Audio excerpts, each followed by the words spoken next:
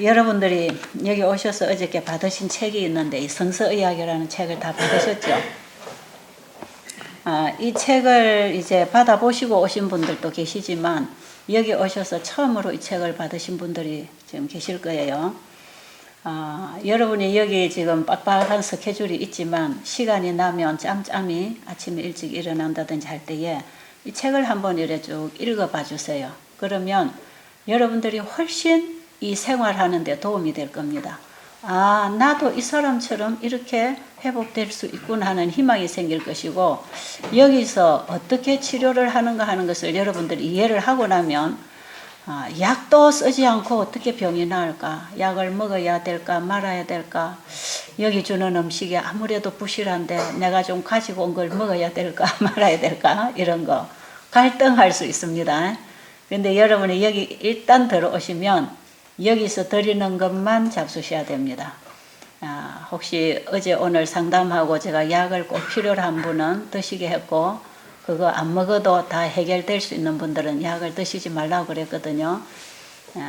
오늘까지 상담해 주시고, 만약에 약을 먹어야만 아직까지는 먹어야 되겠다 하는 분들은 당분간 약을 먹으면서 몸이 회복되는데 따라서 약을 끊도록 이렇게 도와드릴 거예요. 그러니까 약을 사용하던 분들, 가져오신 분들 반드시 상담을 하시고 드시든지 끊으시든지 하셔야지, 무조건 나는 여기 오면 약 안 쓸 겁니다 이렇게는 하지 마시고, 이런 것은 여러분들이 좀 상담을 해 주시고요. 그리고 배델수양원에 가면 배가 고프다 하더라.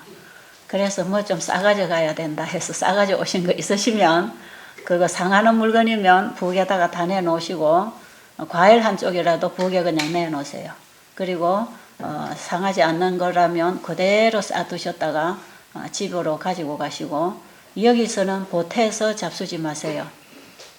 혹시 여러분이 바깥에 외출을 했을 때에도 밖에 음식을 사오지 마시고, 나가서 드시지 마시고, 이 가져온 거 절대로 쓰지 마시고, 일단 여러분들이 견딜 만큼 드릴 테니까 여기에서 드리는 것 외에 다른 거 절대로 보충하지 마세요. 그리고 오늘 아침부터 이제 식사를 하시는데 기간이 좀 짧기 때문에 금식이나 과일식이나 이런 걸 안 합니다. 왜냐하면 이걸 하면 회복기를 또 밟아야 돼요. 예를 들어서 한 3일 과일이나 금식했을 때 여러분도 한 3일 회복 기간을 잡아야 돼요. 그 다음에 정상 식사를 해서 이 몸을 원래 상태로 적응을 하도록 만들어주는 그 회복 기간을 제대로 밟지 아니하면 금식이나 과일식을 하고 오히려 손해를 보는 수가 많아요. 그래서 여러분이 이번에 일주일 코스 들어오셨기 때문에 이번 기간에는 금식이나 과일식 안 하고, 어제 제가 몇 분 얘기한 그분은 워낙 이 체중이 많아서 하루만 지금 물을 먹으라고 했고, 그 외에는 여러분들에게 다 식사를 지금 드립니다. 그런데 식사를 하실 때에 평상시 집에서 잡수시던 양대로 잡수시면 안 됩니다.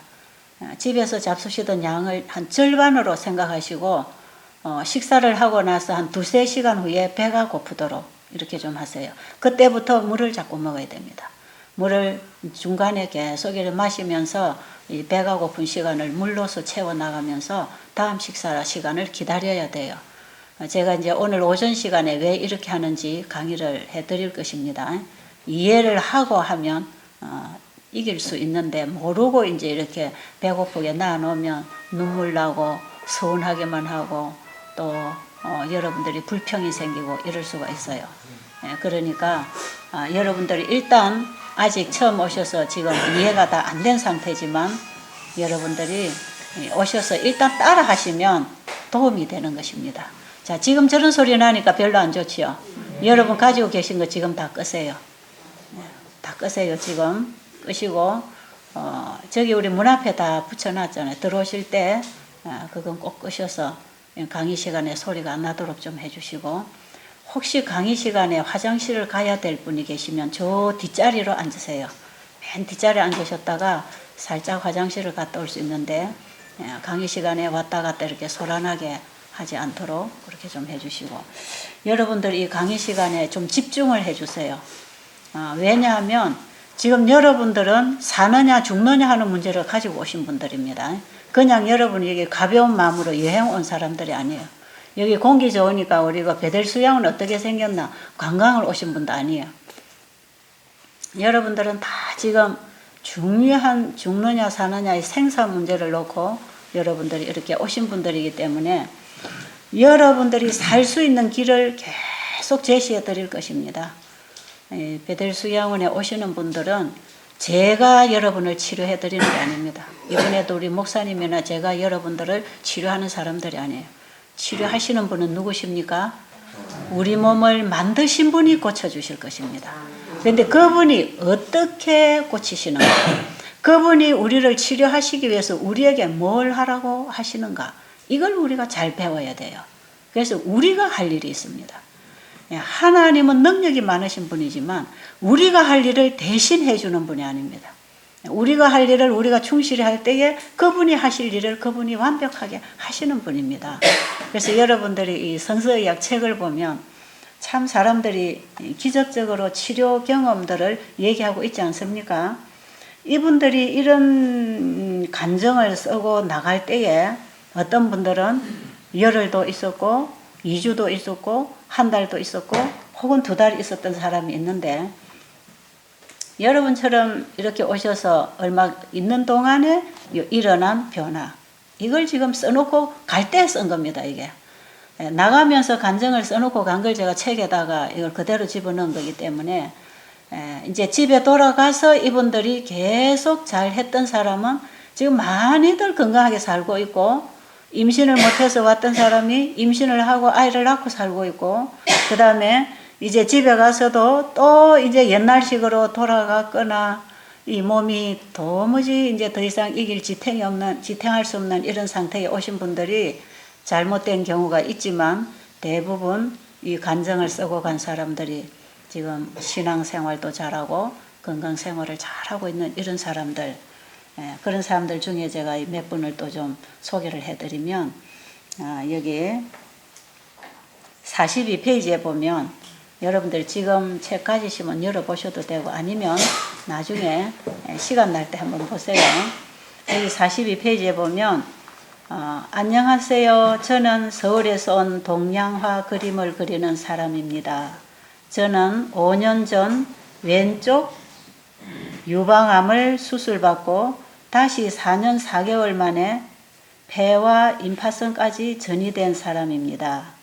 이런 상태에서 지난 8월달까지 항암치료 20회를 받고 급기야 이곳 베델수양으로 왔습니다. 이런 내용을 쓴 분이 있는데 이분은 동양화 화가 혹시 여러분이 잘 아실 수도 있겠지만 이분이 좀 유명하게 활동을 하는 분인데 이분이 이임순 화가입니다.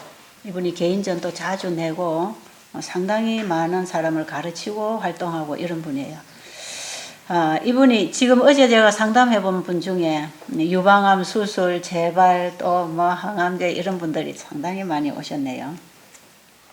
그런데 이분이 이제 수술하고 재발하고 폐 임파선 그리고 이제 다시 병원에서 여기 여러분이 나중에 읽어보시면 일주일에 한 번씩 주사 맞는 거 매일 먹는 거 이런 약을 쓰면서 이 몸에 합병증이 다 와버렸어요. 그래가지고 이분이 여기를 오게 됐을 때에는 얼굴이나 이 몸이요 이 벽처럼 하얗게 됐습니다. 머리하고 얼굴하고 구분이 안 가요. 어디가 머리고 어디가 얼굴인지 전부 다 하얀데 몸에 털이라는 털은 하나도 없이 다 빠졌어요. 속눈썹도 없고 이 모공에 있는 털도 털이라는 종류는 전부 다 빠졌습니다. 그리고 이제 그 약을 너무 많이 쓰고 병원에서는 항암제를 쓰면서 고기를 많이 먹으라고 했기 때문에 이 부작용과 고기를 많이 먹고 일어난 이런 문제로 인해서 살이 너무 많이 쪄가지고 자기 체중보다 10kg나 더 많아가지고 뚱뚱해가지고 사람이 물렁물렁해가지고 하얘가지고 뚱뚱해가지고 사람이 그런 식으로 해서 여기를 왔는데 그분의 남편이 인천에서 아틀란타까지 대한항공 기장입니다. 그분들이 가톨릭 신자예요. 그런데 그 가톨릭 신자 중에 그 자기 교회 수녀님의 그 언니인지 동생인지 하는 분이 난소암을 수술을 받고 이것이 다시 재발돼 가지고 대동맥에 암이 왔어요. 대동맥에 암이 오니까 수술이 안 되는 거 아니겠습니까? 그러던 사람인데 이분이 또 미국에서 자기 형부가 제가 그 미국에서 하던 세미나에 참석했다가 이 소식을 자기 처제에게 보내가지고 처제가 여기를 오게 됐죠. 그래가지고 여기서 23일을 이 치료를 받고 병원에 가서 검사를 해보니까 여기 보니까 3분지가 줄었더라 이 말이에요. 아멘. 그 20여일 만에 3분지가 줄어들었어요. 이것을 이제 그 자기 교회 수녀님이 병원에 방문을 와서 이분에게 그 얘기를 해줬더니 그 얘기를 듣고 이 임순화가가 여기를 오게 됐습니다. 왔는데 아주 막 뚱뚱한데 이 발바닥에도 이게 다 감각이 죽고 부어가지고 이 걸음도 제대로 잘 못 걸어요. 그리고 얼굴에도 이 부작용이 와가지고 이 피부가 자기 피부가 아니에요.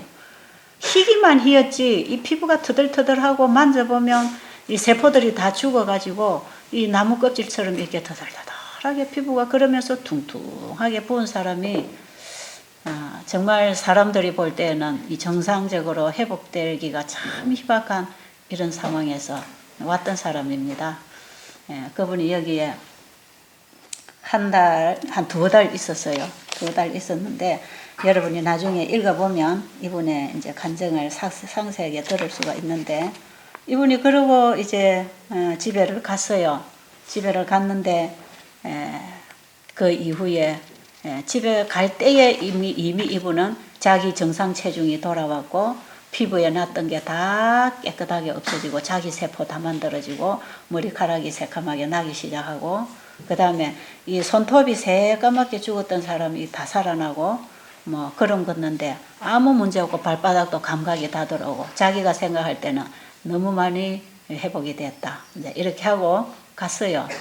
가가지고 그 길로 이분이 이제 다시 그림 활동을 하게 되고 다시 또 전시회를 열고 그러면서 여기 2달 동안 있는 동안에 이 하동 주변을 다 섬진강 주변을 그려가지고 이분이 그 개인전을 하나 낼 때에 섬진강 이야기 해가지고 그 개인전을 낼 때에 이 하동 지역을 다 그려가지고 그 전시회를 했는 적이 있어서 우리 하동 군수님과 직원들이 그 전시회에 갔다 오신 분들이 있어요. 왜냐하면 하동 섬진강 이야기 주제를 가지고 그림을 그려서 했기 때문에 우리 하동을 알린다 해가지고 이걸 알아가지고 그 전시회 갔다 오고 이분을 또 여기 악양에 거기 그 뭡니까 그 책참판댁 있잖아요. 거기서 전시회를 또 한번 하게 해가지고 여기까지 왔다가 그래서 저도 그림을 하나 받아둔 이런 이제 얘기들이 있습니다. 이분이 지금 여기를 왔다 간 지 한 6, 7년 됐을 겁니다. 그런데 지금도 건강하게 활동 잘하고 있고 그분이 나중에 여기 보면 5년 후에 다시 편지가 하나 온 걸 제가 여기다가 옮겨놨지요. 자기가 여기를 오지 않았더라면 자기는 이미 이 세상 사람이 아니었을 것이다. 이런 편지를 써 보내온 걸 제가 제 개정판을 내면서 다시 옮겨놨는데 어쨌든 이분이 이분뿐 아니라 지금 이제 여러분들이 이번 기간 동안에 이 나은 사람들이 얘기하는 걸 들어볼 것이고 지금도 우리 홈페이지에 들어가면 치료된 사례담들이 참 많이 올라가 있고 여기 와서 좋아지는 이런 간증들을 하는 사람들이 있고 어떤 사람은 나은 얘기도 하고 있고 주로 이제 여기 와서 간증하는 얘기는 여기 있는 동안에 하고 갔기 때문에 뭐 병원에 가서 검사받고 나았습니다까지 얘기가 잘 안 됩니다. 갔다 와서 다시 간증한 사람은 그런 얘기가 있지만 그러나 이것은 분명히 치료가 되고 있다는 사실이고요.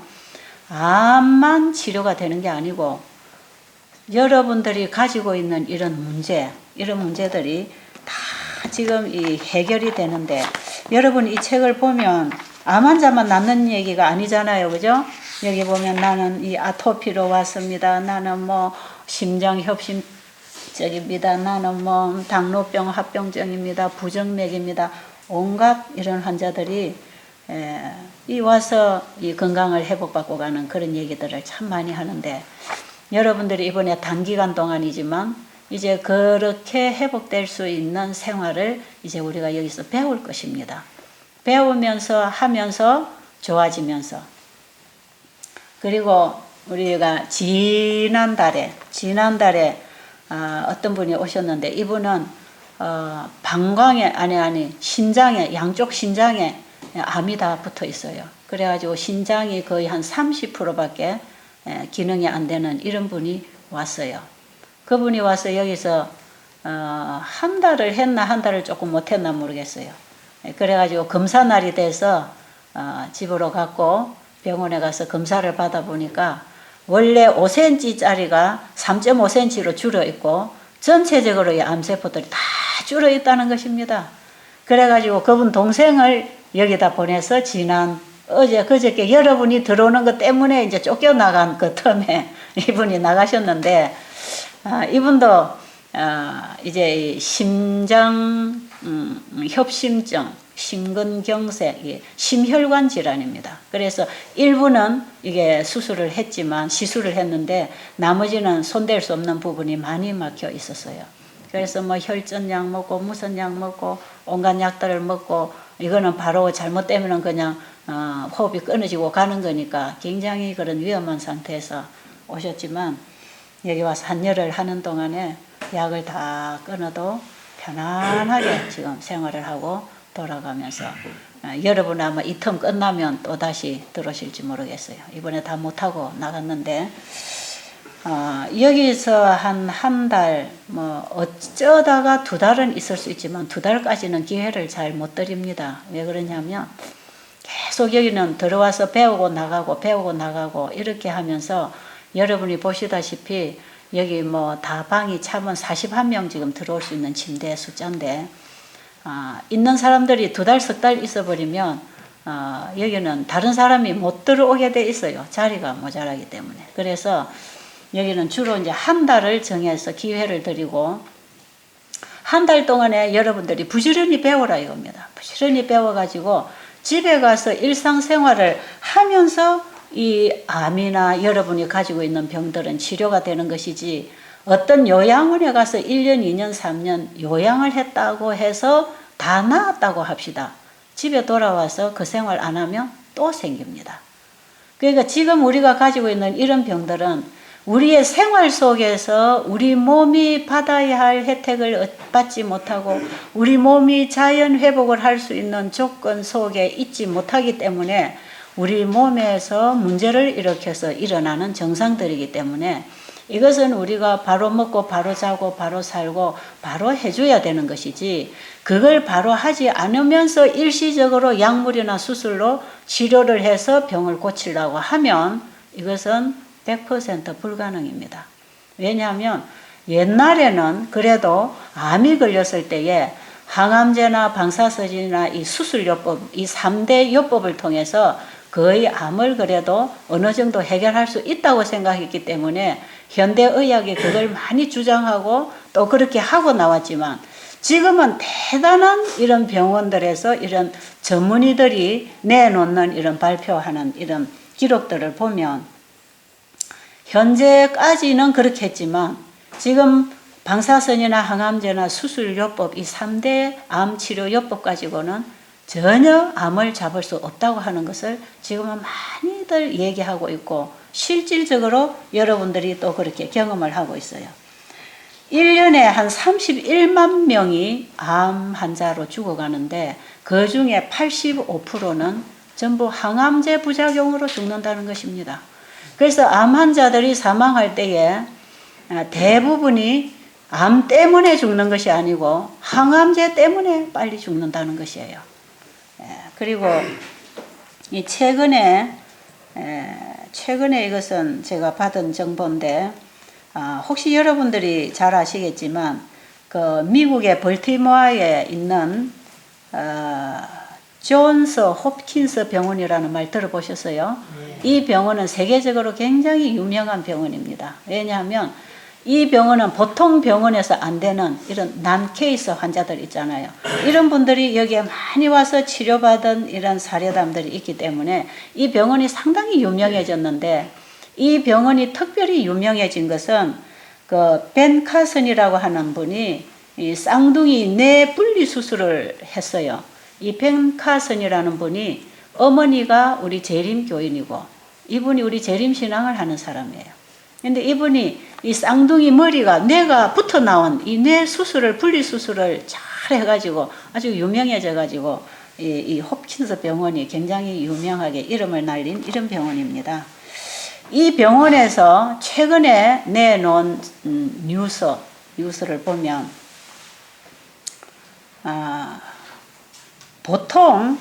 보통 사람들이 다 암을 가지고 있다 이럽니다. 거의 다 암을 안 가지고 있는 사람 하나도 없대요. 보통 우리가 하루에 수백 개 내지 수천 개씩 발암 물질이 들어오고 발암세포가 일어나고 암세포로 자라고 이 끊임없이 우리가 지금 살아가는 이 생활 환경 속에서 우리 몸은 암세포를 만들어내고 있습니다.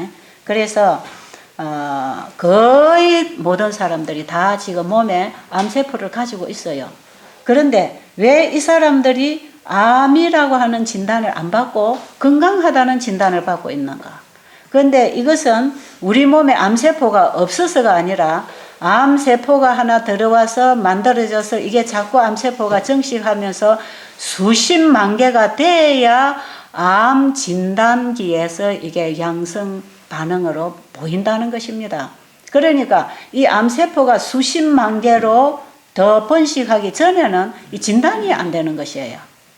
그렇기 때문에 나는 암 환자가 아니다 하고 살고 있지만 모든 사람 몸에 지금 암세포가 활동을 하고 있는데 왜 이렇게 수십만 개 이상 이렇게 번식을 못하고 있느냐 하면 매일 번식하고 있는 이런 암세포들을 우리 몸의 면역 기능이 이걸 다 막아주고 잡아주고 몸을 지켜주고 있기 때문에 우리가 암 환자라고 하는 진단은 안 받은 것이고 우리 몸에 여전히 암은 활동할 수 있는 이런 생활을 우리가 살고 있다는 것입니다. 그렇기 때문에 우리가 지금 일시적으로 수술을 했다, 항암제를 했다, 방사선을 했다고 해서 절대로 암이 치료가 되는 게 아닌 것은 우리가 지금 살아가는 이 생활 환경 조건에서 우리의 삶의 이 패턴이 전부 우리의 몸에 이런 암세포를 날마다 만들어낼 수 있도록 이렇게 지금 우리가 살고 있기 때문에 이건 일시적인 약물이나 수술로서 해결이 안 된다는 것입니다.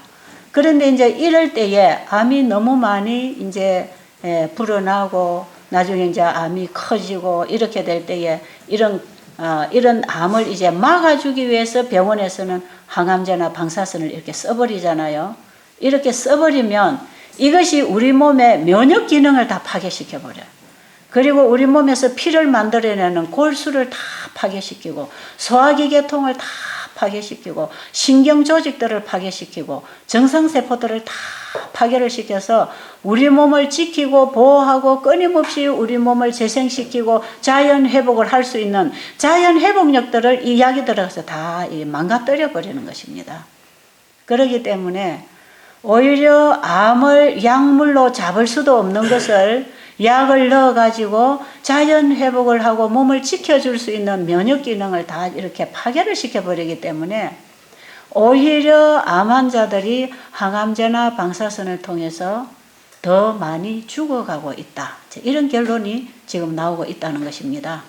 그래서 현재까지는 이런 이제 결론을 내리고 있고, 그 다음에 미국 국립암연구소 데이비타 소장이 1985년에 이미 미국 의회에서 그가 발표를 하기를 항암요법은 절대로 암 환자에게 유익이 되지 못한다는 걸 이미 다 밝혀진 그런 상태.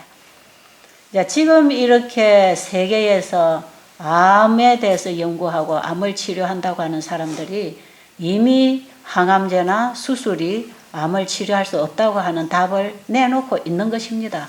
그러면서 이 존스 홉킨스 병원에서는 지금까지 우리가 해왔던 이런 3대 치료요법 가지고는 암을 치료할 수 없는데 이들에게 주는 희망이 뭐냐면 식사 중에 곡식과 과일과 채소가 적어도 80% 이상 되게 식사를 하라. 이런 처방이 있고, 그 다음에 우유나 설탕이나 육류나 계란이나 이런 생선이나 이런 것들은 암세포가 좋아한다 이렇게 돼 있어요. 이런 것들을 먹을 때는 암세포가 훨씬 더 활동을 잘 할 수 있다고 하는 것을 밝히면서, 지금 이런 우리가 하고 있는 이런 자연요법, 우리 몸이 받아야 할 혜택을 우리 몸이 받으면서 자연 회복을 하는 이쪽으로 방향을 지금 돌리고 있는 실정입니다. 그런데 이 실험용 지액에다가 이제 암세포를 한 100만 개 정도 주사를 하면 암이 걸린답니다. 쥐에게다 100만 개 정도 이렇게 암세포를 집어넣으면 암이 걸리는데, 이 항암제나 방사선이나 이런 걸 했는 쥐에게다가 이 암세포를 집어넣으면 1000개만 집어넣어도 암이 걸린다는 것입니다. 그러니까 여러분들이 항암제나 방사선이 얼마나 우리 몸의 면역 기능을 파괴하는지 모릅니다. 그런데 보통 쥐에게 10,000개 정도의 암세포를 집어넣으면 암이 안 걸린답니다. 왜냐하면 이 면역 기능이 그걸 다 잡아버리기 때문에 암이 안 걸린다는 거예요. 이건 쥐에게 지금 실험을 하고 있는 것입니다. 그런데 이것을 지금 이제 우리 사람이 이런 실험 과정을 통해서 어떻게 우리 몸을 관리를 해야 되는가, 이런 부분에 이제 우리가 조금 정신을 차려야 되겠고요. 요즘에는요, 감기 걸리는 환자보다 암 걸리는 환자가 더 많아요. 옛날에는 걸핏하면 그냥 이 요행성 감기 들어가면 막 식구들이 감기 앓잖아요. 오히려 요즘에는요, 식구대로 암으로 다 쓰러집니다. 이것이 왜 그런가? 이제 제가 여러분들에게 여기에 대한 원인, 그 답을 이제 여러분들에게 계속해서 제시를 해드릴 것인데, 지금 우리가 가지고 있는 이런 이제 제일 지금 우리가 위기에 봉착한 문제가 암입니다. 암이고, 그 다음에 당뇨병이나 고혈압은 요즘은 그냥 별게 아닌 것처럼 막 약으로 어느 정도 지탱을 해 나가면 합병증도 막아주고 어느 정도 막아주기 때문에 요즘에 이런 것들은 뭐 별로 심각하지 않은 것 같아요. 그런데 사실은 이런 병도 엄청나게 심각한 문제거든요. 근데 이런 것들이 지금 현재까지 이게 약으로 되는 게 아니에요. 고혈압 환자가 병원에 가서 진단받고 나면 평생 혈압약을 먹어야 돼요. 그 병원에서 주는 그 혈압약이 평생 혈압약을 먹어라, 그건 무슨 얘기입니까? 이 약은 치료되는 약이 아니다, 이 얘기예요. 왜냐하면 그 약이 치료가 된다면 왜 평생 먹습니까? 한두 번 먹고 끊어져 버려야 되는 거 아니겠어요? 예, 당뇨 환자들이 당뇨약이나 인슐린을 평생 해야 되잖아요. 왜 평생 합니까? 그건 안 낫는다는 약입니다, 그게. 그 여러분들이 병원에서 평생 먹으라 하는 것은, 이거는 이 약이 병을 고치는 게 아니구나. 여러분들 그걸 빨리 아셔야 돼요. 그리고 당뇨병에 합병증이 오면 약을 이제 합병증에 필요한 약들을 쓰지요. 주로 이제 이게 피 속에 혈당이 높아지면 이 혈당이 끈적끈적하면서 혈관을 따라서 끊임없이 세포에 풀어주고 걷어오고 하면서 혈관을 따라 피가 순환을 할 때에 이것이 혈관벽에 처음에 달아붙잖아요. 그러면서 이제 혈관들이 막히고 나중에 이제 잘잘한 이 모세 혈관들이 쫙 막혀버리면 이 영양 공급이 안 되니까 그쪽의 기관들이 다 이제 죽어서 망가지는 거거든요. 그러면서 시력도 갈 수가 있고 심장도 혈관이 막히고 심장으로 가는 혈관이 막히면 심장에 이제 나중에 심부전증이 오고 소화가 안 되고 마비가 되고 이거 전부 다 이제 혈관이 막히면서 신경 물질이 전달이 안 되면서 우리 몸에 이제 여러 가지 부작용이 올 때 이걸 이제 합병증이 오는 거죠. 이렇게 해서 합병증이 오면 이 합병증에 따라서 약들을 이제 병원에 가면 처방을 해주죠. 그래서 당뇨병에 합병증이 생겼다 하면 약 몇 가지 받아 먹어요. 그리고 또 먹다가 보면 또 나빠져요. 그러면 또 가서 또 약 받아요. 그러면 얼마 안 가서 약이 10가지 이상은 금방 넘어가 버립니다. 당뇨 합병증 오기 시작하면요, 약 10가지 이상 먹는 거는 금방이에요, 금방. 뭐 15가지. 그러면서도 점점 망가지고 나중에 이제 신장 투석을 해야 된다, 또 뭘 해야 된다. 결국은 그런 식으로 가고 있는 것이에요. 약을 먹으면 정상이 없어지고 그 다음에 약을 줄여야 되는데 약을 먹기 시작하면 약 숫자가 자꾸 늘어난다. 이건 뭡니까? 약이 근본적인 문제를 해결하지 못하고 있다. 이제 여기에 여러분들이 빨리빨리 결론을 내리고 여기에 대한 바른 답을 찾아야 됩니다. 그런데 왜 사람들이 지금 이렇게 이런 병으로 온 세상이 지금 신음하고 있는 이런 시대에 왜 현대의학이 여기에 대한 답을 주지 못하고 있는가? 그런데 왜 여러분들이 여기 와서 의사도 아닌데 뭐 이상구 박사님이 하시는 거야. 그분이 의사이기 때문에 또 그러려니 할 수 있지만 여러분들이 이런 곳에 왔을 때에 의사도 아닌데 제가 지금 이 일을 한 지가 25년입니다. 25년 됐는데 이곳을 통해서 치료되고 나간 사람들을 다 헤아릴 수 없습니다. 제가 그분들을 다 기억도 못합니다. 그분들을 제가 다 일일이 여러분에게 얘기를 해줄 수도 없어요. 환자들이 왔는데 보면은 누가 여기 가서 낫고 왔더라 해가지고 다 옵니다. 근데 그 나았다는 사람이 누군지도 저도 잘 몰라요. 그냥 있다가 배우고 나가고 배우고 나가고 이게 지금 25년을 해왔으니까 25년 해보니까 이제 이게 되는 건지 안 되는 건지 알까요, 모를까요? 25년 동안을 해봤으니까 되는 건지 안 되는 건지 이제 알 거 아닙니까? 근데 이게 되는 것입니다, 이게 되는 것인데 이걸 어떻게 하니까 됐는가? 그래서 제가 요즘에 가만히 생각해 볼 때 그래요. 이 병원에서 지금 이 사람들의 병을 해결해 주지 못하는 것은 병이 뭔지를 아직 모르는 거구나. 제가 대단히 좀 죄송스러운 발언입니다. 이런 것은 우리 의사 선생님들이 들으면 상당히 기분 나쁠 수도 있지만 이것은 제가 의사를 무시하는 얘기가 아니고 아직도 병을 모르기 때문에 처방이 없다는 것이고 그럼 여기에서 여러분들이 이 처방을 받고 여러분이 병이 치료가 되고 있다면 여기에서는 뭔가 여러분이 가지고 있는 병을 안다는 거 아닙니까? 그렇습니까? 병을 알아야 약을 줄 거 아닙니까?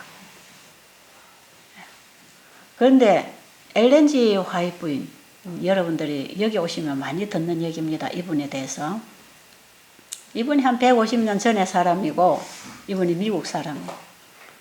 이분이 참 많은 책을 저술을 했고 이분은 우리에게 바로 성경을 깨닫고 성경으로 들어가서 우리가 하나님을 만날 수 있는 길을 잘 알려주고 성경을 가장 성경적으로 풀어서 우리에게 설명해서 굉장히 이해가 쉽도록 만들어 나가면서 성경에 하나님이 치료하시는 그 치료법을 오늘날 우리의 시대에 우리가 어떻게 우리의 생활 속에서 접목해서 성경의 치료가 일어나는가는 이런 얘기를 잘 풀어서 오늘날 여러분들이 잘 알고 있는 뉴스타트 8가지라고 하는 그 치료요법으로 딱 묶어가지고 오늘날 사람들의 생활 패턴을 바꾸는 이런 건강에 관한 원리들을 이분이 많은 책을 통해서 써놨어요. 근데 저는 그동안에 이 교회를 다니면서 성경을 공부를 하면서 이 엘렌 G 화이트이 쓴 이 책을 저는 참 많이 보고 있는 사람이에요. 제가 이분이 쓴 책을 다 보지는 못했지만 전체적으로 책 한 권을 봤을 때에 제가 가지고 있는 주제에 대해서 그 답을 뽑아내기 위해서 제가 책들을 연구를 하면서 이 책 저 책에서 제가 많은 답을 얻으면서 거기서부터 주는 처방을 가지고 제가 사람들에게 봉사를 하기 시작한 것입니다. 25년 전에 시작할 때 그렇게 했어요. 그래서 제가 지금의 사람들에게 끊임없이 강의하고 이렇게 지시하고 명령하고 해야 됩니다 하는 이 법칙들을 여러분들에게 교육시키고 하게 할 때에 이 모든 법칙들이 어디서 나왔느냐 하면 이게 전부 성경에서 하나님이 주신 처방을 우리 시대에 접목할 수 있도록 세세하게 풀어준 이런 내용들을 제가 보면서 이걸 통해서 제가 여러분들에게 이렇게 교육시키는 일을 지금 하고 있는 것이에요. 그런데 이분이 쓴 책에 보면 병이라고 하는 게 뭔가 병에 대해서 이렇게 한마디로 요약을 해놨어요. 병이란 건강 법칙을 범한 결과적인 상황에서 육체의 조직이 벗어나려고 하는 자연적인 현상이다 그랬어요. 병이 뭐라고요? 머리 좋은 사람 지금 한번 따라서 외워보세요. 병이란 건강 법칙을 범한 결과적인 상황에서 육체의 조직이 벗어나려고 하는 자연적인 현상이다. 그러면 우리가 또다시 다르게 이해를 하면 병은 왜 생기는가? 건강 법칙을 범했기 때문에 생기는 것이다. 건강 법칙을 범하고 있는 동안에 우리 몸을 위해서 일을 할 수가 없다. 그러면 이 몸을 위해서 일을 하도록 하려면 우리가 건강 법칙을 지켜야 되는 것입니다. 그렇죠? 그럼 이 건강 법칙을 지키는 법이 다 어디에 있는가? 그 법이 어디에 있는가? 그 법이 하나님의 말씀 속에 있어요. 하나님 말씀 속에 있어요. 그래서 성경을 우리가 공부하는데 성경을 보면 성경에 말씀을 주신 하나님이 어떤 분인지 알게 돼 있어요. 그 하나님이 성경을 통해서 우리에게 주시는 말씀과 그 하나님이 말씀을 통해서 만들어 놓은 이 천년계들, 그분이 만들어 놓으신 이 모든 것들을 보면 그 하나님이 사람을 어떻게 만드셨는가를 알게 돼 있어요. 그래서 다시 말하면 병을 알려면 성경을 알아야 됩니다. 우리의 죄가 뭔가, 우리가 가지고 있는 문제가 뭔가, 이게 어디에서부터 발단됐는가, 이걸 원인을 알려면 성경을 봐야 돼. 그리고 이것을 어떻게 해결할 수 있는가, 답도 성경에 있습니다. 굉장히 단순하지만 여러분들이 잘 못 짚어내는 부분들일 수가 있어요. 그래서 저는 25년 동안 이 일을 하면서 이걸 짚어본 사람이에요. 이걸 제가 끄집어내고 이걸 제가 실제로 해보고 사람들에게, 수많은 사람들에게 이것을 공급하고 해본 결과로 우리가 가지고 있는 모든 문제의 그 원인은 어디에 있는가? 하나님께서 성경을 통해서 이 천년계를 통해서 우리에게 가르쳐 주시는 법칙이 있다란 말이에요. 만사는 되는 법이 있고 사는 법이 있고 가는 법이 있고 우리가 태어나고 살아가고 우리의 어떤 목적을 이루기 위하여 사는 여러 가지 우리의 일생 동안에 어떤 법칙에 따라서 사람들이 살아가야 된다는 것입니다. 만사는 다 법대로 되어가고 있기 때문에 우리는 법을 따라가야 됩니다. 맞는가요? 아멘. 그래서 천문학이든 생물학이든 간에 모든 만물은 다 법대로 지금 흘러가고 있어요. 다 법대로 흘러가고 있는데 그 법대로 만물이 창조되었고 법대로 이 모든 만물이 살게 되어 있습니다. 그것이 하나님 말씀이에요. 자, 그 말씀이 성경에 기록이 되어 있습니다. 그런데 지금에 와서 가만히 보니까요, 사람들이 왜 이렇게 고통을 당하는가? 가족관계, 어떤 건강 문제, 여러분들이 살아가는 인생 문제에 어떤 고통스러운 문제들이 생기잖아요. 이 문제가 왜 생기는가? 하나님께서 하라는 건 안 하고 하지 말라는 것만 자꾸 해서 그래요. 그게 답입니다. 우리에게 이런 문제가 왜 왔는가? 병이 왜 생겼는가? 하나님이 세워놓으신 건강 법칙대로 먹고 자고 깨고 일하고 살아라고 하는 법칙대로 살지 아니하고 하나님이 하라는 대로는 안 하고 하나님이 하지 말라는 짓만 하고 사는 거라. 그게 죄고 그게 병입니다. 그게 문제입니다. 알아들으셨죠? 예. 굉장히 중요한 답을 여러분들이 오늘 좀 깨달으시면 참 좋겠어요. 성경은요, 복잡하게 되어 있지 않아요. 어렵지 않아요. 굉장히 단순하고 굉장히 쉬운 것을 우리에게 가르치는데 우리가 거기에 눈 맞고 귀 맞고 내 멋대로 살아서 그래요. 하나님이라는 분이 어디 있어? 그냥 내가 알아 살면 되지. 그러고 살았죠? 그러면 다 어떻게 되는지 아세요? 하나님이 말씀하신 대로 안 살고 내가 내 마음대로 살면은 다 문제가 오게 돼 있어. 전부 다 문제가 거기서 옵니다. 하나님 같은 분 상관없어. 하나님 성경에 뭐라고 기록했든지 상관없어. 왜 내 알아 살면 되지? 아프면 병원 가면 되고, 애 낳아서 학교 가서 공부시키면 세상에 출세하고 잘 살고. 여러분, 그 결론이 다 뭐던가요? 그 결론이 뭡니까? 그게 다 죽음이요, 질병이요. 그래서요, 이 병이라고 하는 것은 어디서 생기는 거냐 하면, 하나님의 말씀을 불순종할 때, 하나님의 말씀을 거역할 때, 결론은 죽음입니다. 사망입니다. 왜? 어제 우리 목사님이 그 말씀을 하고 지나가셨는데, 왜냐하면 하나님은 원래 모든 피조물들이 가지고 있는 생명의 원조십니다. 생명의 뿌리십니다. 그 생명으로 말미암아 그분이 가지고 계시는 계획대로 뜻대로 말씀하심에 이루어졌습니다. 그게 창조입니다. 그래서 하나님께서 이 만물을 창조하실 때 있어라 하심에 있었고, 그죠?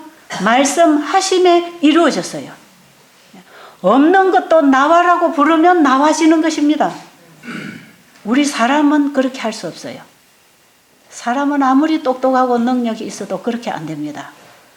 그래서 그 창조주와 피조물은 차원이 다릅니다. 성경은 사람의 차원에서 할 수 있는 일을 얘기해 놓은 게 아니고 하나님 차원에서 하실 수 있는 일을 기록하고 있는 게 성경입니다.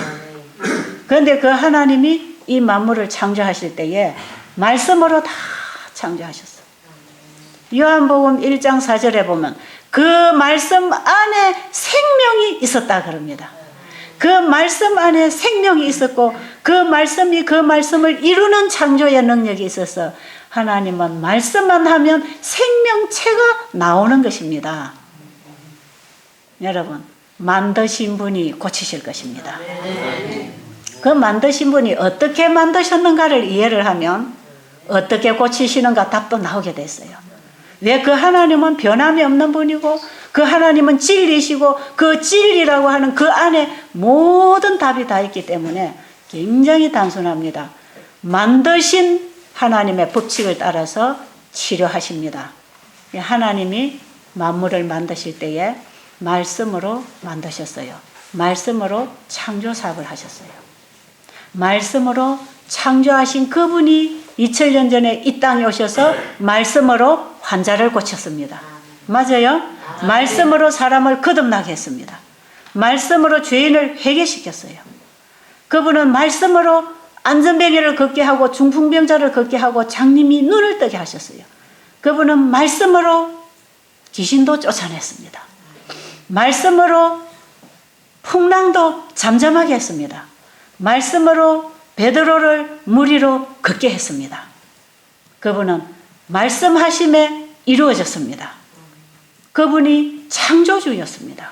이 땅에 2000년 전에 오신 예수 그리스도는 태초에 하나님이 천지를 창조하시니라는 그 창조주십니다.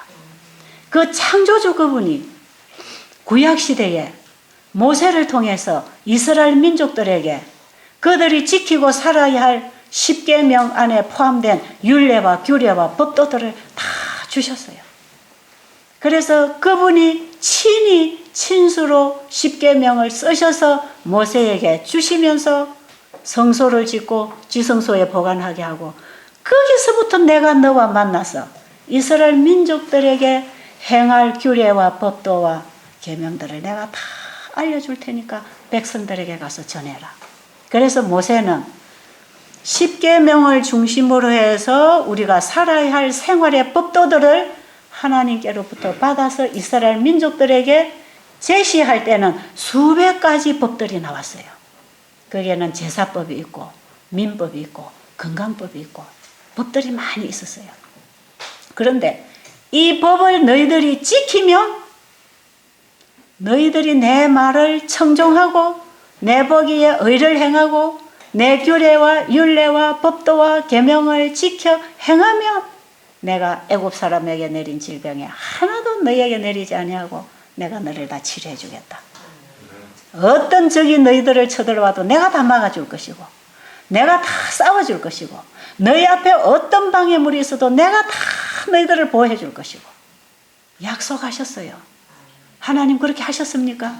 그래서 이스라엘의 역사를 보면 하나님의 말씀을 따라서 그들이 지키고 나가는 동안에는 어떤 장애물이 있어도 헤쳐나갔습니다. 여러분, 이것은 우리의 인생길에 오는 장애물들입니다. 이스라엘의 역사는 오늘날 우리를 위하여 기록했습니다. 이스라엘 60만 대군이 출애굽을 할 때에 그 앞에 엄청난 홍해 바다가 놓여 있었을 때에 홍해 바다를 길로 만들어서 걷게 하신 그 하나님.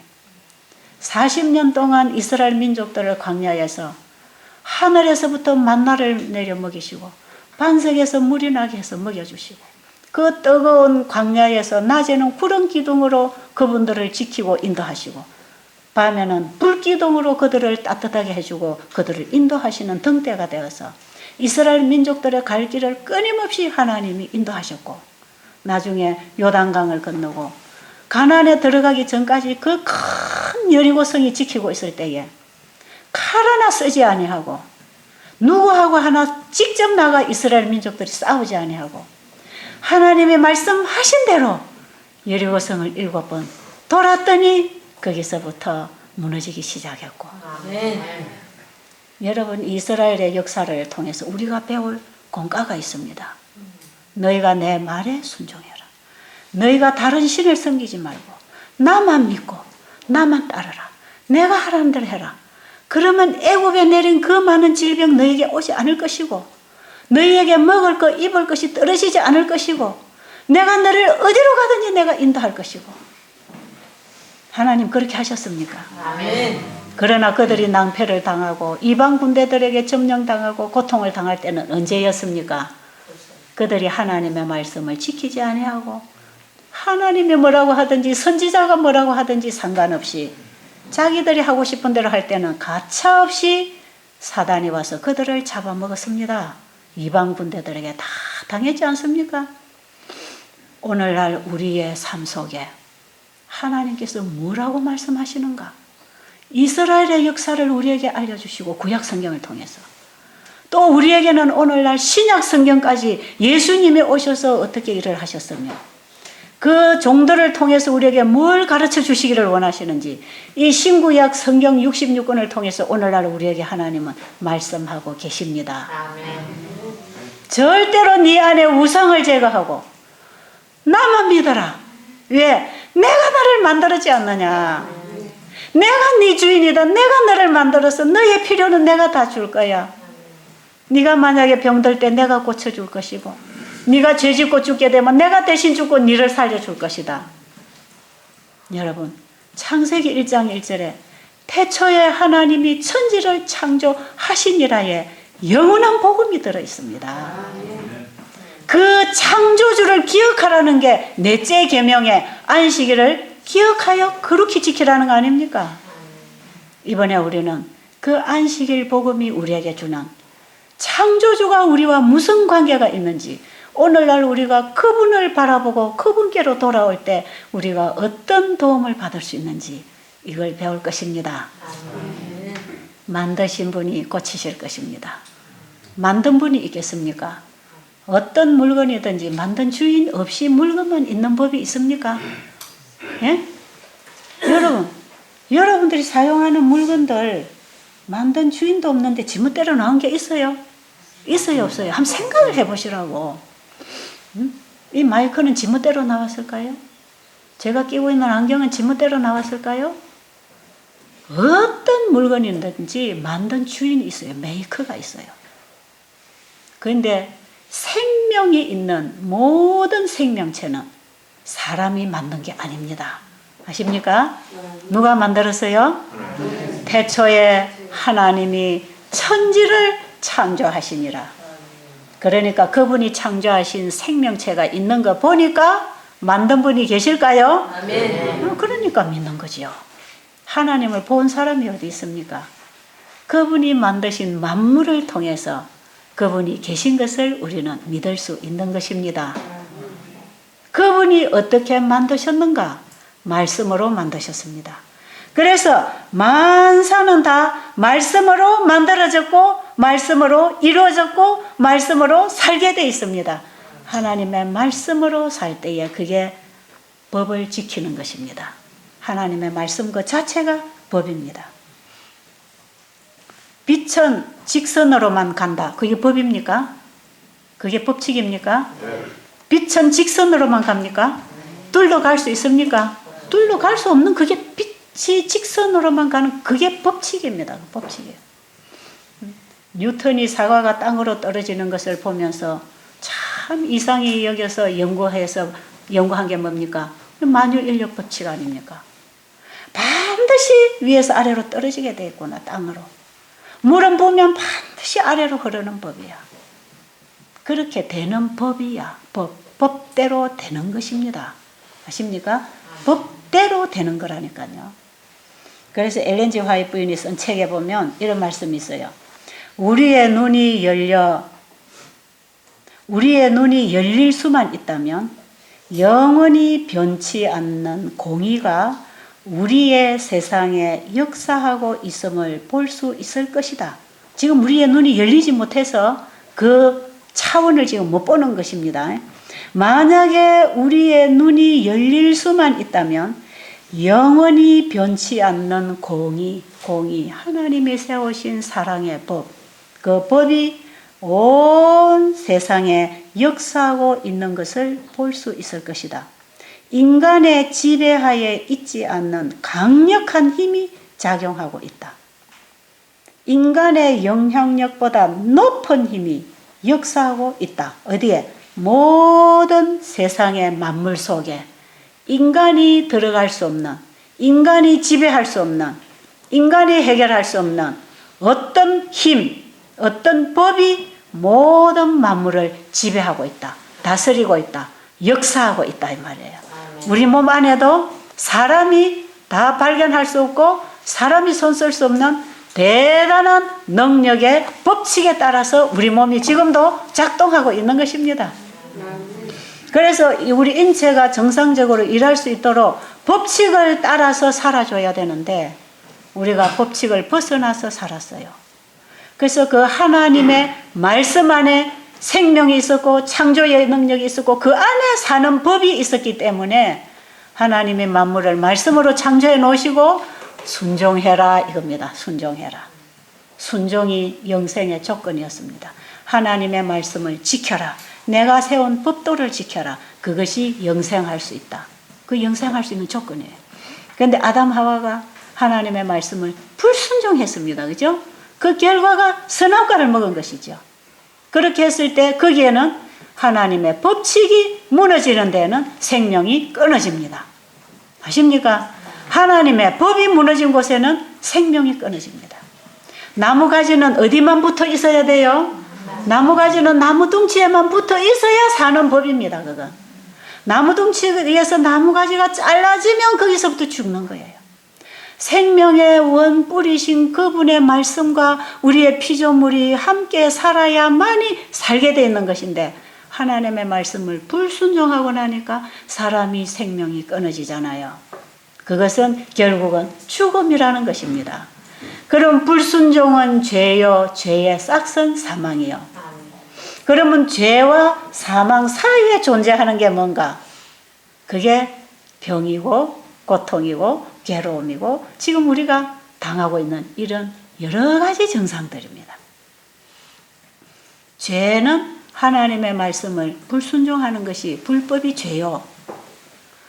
하나님의 말씀을 불순종하고 하나님과의 생명적인 관계, 그분의 초능력이 우리를 다스려 주시는 그 법칙을 벗어나니까 결국은 죽음이라는 것이 오는데 그 죽음으로 가는 과정에서 겪는 것이 질병이고 고통이고 문제다 말이에요. 그럼 우리가 또다시 하나님의 말씀으로 돌아가서 우리의 죄를 회개하고 하나님의 말씀으로 돌아오면 다시 우리는 구원을 얻는 것인데 하나님께로 돌아오는 회개와 그분의 말씀에 순종하는 그 회개를 통해서 용서를 받고 그분의 말씀 안에서 살 때에 우리에게는 다시 구원이라는 게 오는 것인데 그 용서, 죄 용서와 구원 사이에서 일어나는 게 회복입니다. 그래서 거기에서 건강이 회복되고 여러분의 문제가 해결되고 여러분의 인생이 회복이 되고 여러분이 지금 가지고 있는 이런 자질구레한 문제들은 회개를 통하여 우리가 주님을 만나고 구원을 받았을 때 그 과정 속에서 일어나는 회복입니다. 아시겠습니까? 회복은 이 속에서만 일어나게 돼 있어요. 이것이 법입니다. 이것이 법이에요. 법칙입니다. 그래서 지금 우리 몸에 이런 병적 상태는 절대로 절망이 아니고 우리 몸이 보내는 자연적인 현상인데 그건 뭐냐? 이 몸이 보내는 신호입니다. 주인이시여, 제발 이대로 더 이상은 살지 마세요. 제발 이대로 더 이상은 좀 살지 마세요. 내 몸을 더 이상 혹사시키지 마세요. 이제는 당신을 위해서 내가 도무지 일해줄 수 없습니다. 제발 여기서 좀 돌아서세요 하는 하나님께서 우리 인체의 법칙을 통해서 보내시는 사랑의 메시지, 복음입니다. 복음. 여러분들이 가지고 있는 암병이나 여러분들이 가지고 있는 문제는 하나님께서 우리 인체의 법칙을 통해서 호소하시는 복음입니다. 거기서부터 돌아서라. 너희들이 잘못한 죄는 내가 다 뒤집어 쓰고 죽어줄 테니까 제발 너희들은 지금이라도 살아라. 여러분이 지금 앓고 있는 이런 질병들은 하나님께서 우리에게 보내시는 복음입니다. 살아라. 제발 살아라. 내게로 돌아와라. 그래서 온 성경은 딱 그 얘기하고 있는 것입니다. 예수님이 나의 죄를 위하여 대신 죽어 놓으시고 우리에게 다시 네가 살아라. 그게 뭡니까? 내게로 돌아와라. 내 말에 청종하고 내 계명, 내 법도를 지켜라. 그러면 살리라. 온 성경이 우리에게 그 하나의 복음을 전하고 있는데 지금 우리 몸에 생겨난 문제는 하나님이 그 복음을 우리에게 전하고 있는 메시지입니다. 희망이 있습니까? 기도드리고 마치겠습니다.